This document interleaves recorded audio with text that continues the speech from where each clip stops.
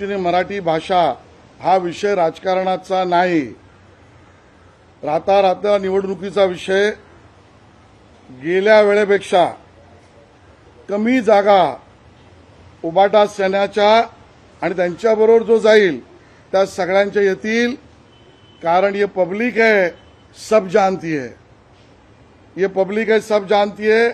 कोणाची मुलं कुठे शिकली, ती किती भाषा शिकली, त्यांना बॉम्बे चाललं, त्यांचे मित्र कोण आहेत, त्यांना सिनेमा बघायचा तर खान बरोबरच बघावा लागतो, आणि मराठी भाषेचा कार्यक्रम करायचा असेल तरी जावेद अख्तरांचं हिंदी भाषणच त्यांना लागतं। हे सगळं पब्लिक बघते आहे, आणि त्यामुळे मराठीची अस्मिता, मराठीचा कट्टरता, विद्यार्थ्यांचं हित आणि हिंदू रक्षण याच्यावरच विकासाचं राजकारण आम्ही करतो।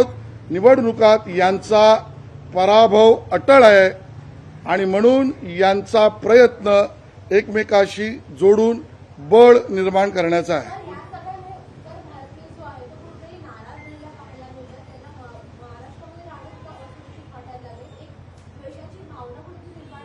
कोणीही द्वेषाची भावना पसरू नये, आणि महाराष्ट्रात कायदेशीर राहणाऱ्या कोणीही घाबरण्याचं कारण नाही।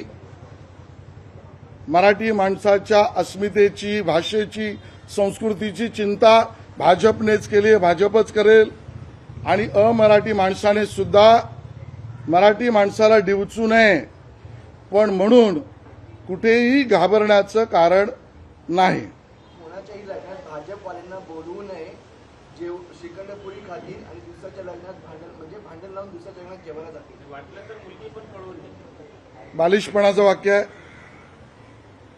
हे। आपल्या सगळ्या सोहऱ्यांच्या लग्नात कधी गेले नाहीत, स्वतःच्या भावकीच्या कार्यक्रमात कधी गेले नाहीत, त्यांना कोणी बोलवलंही नाही। त्यांची आता स्वतःची असलेली दुःख हे दुसऱ्याच्या भाजपच्या माथी ते मांडतायत।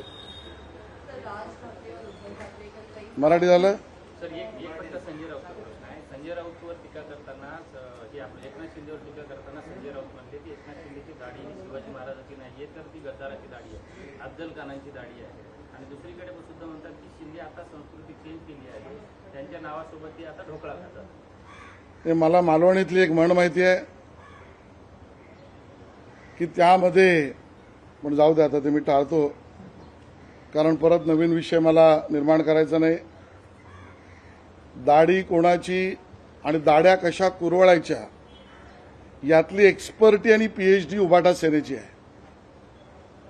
मी दाढी कुरवाळणं याचा अर्थ मराठीतला स्पष्ट आहे। जेव्हा यांना सत्ता हवी होती तेव्हा उद्धवजींनी भाजपच्या दाढ्या कुरवळल्या, आणि केंद्रापासून, महाराष्ट्रापासून महानगरपालिकेपर्यंत आमच्या जीवावर उद्धवजींचं सरकार त्या ठिकाणी मिळालं, सरकारमधली सहभागिता मिळाली।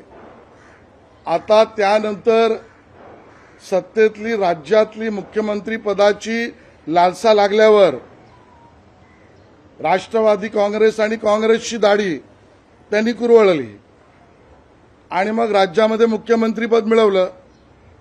आता महापालिकेतली सत्ता जाईल म्हणून मनसेची दाढी कुरवळायचं काम चालू आहे, आणि त्यामुळे दाढीवाला आणि दाढी कुरवळणं याची एक्सपर्टी ही संजय राऊत आणि उबाटा सेनेकडेच आहे। त्यांनी संस्कृती चेंज केली, आता ते ढोकळा खातात असं म्हणतात। मी